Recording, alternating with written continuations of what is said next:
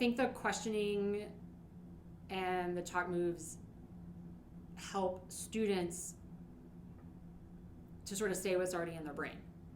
I think there's a point at which like I don't want to push too hard. Like I kind of want to meet the students where they are. But a lot of times I'll sort of like prime them or prompt them. So like I'll hear them say something in their small group, or I'll see something in their notebook, and I'll say like, hey, like I really want you to share that with everyone. That's a really interesting idea. That's a really interesting question. And I think it's really important that like everyone's thinking about that. So, you know, in a few minutes, can I ask you to share that? And sometimes like once I've primed them, they're like, yeah, sure, of course.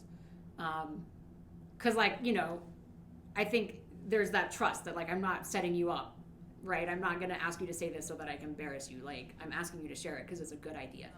My best strength is that I play that devil's advocate role, or I play like, wait, what?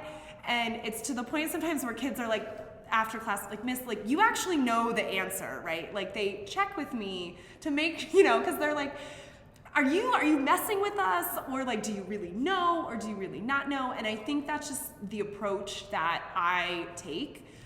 Because that's, I think, the fun part for me in science is not necessarily students like loving science the same way that I love science, but what gets me excited to come to the classroom every day is to challenge their thinking.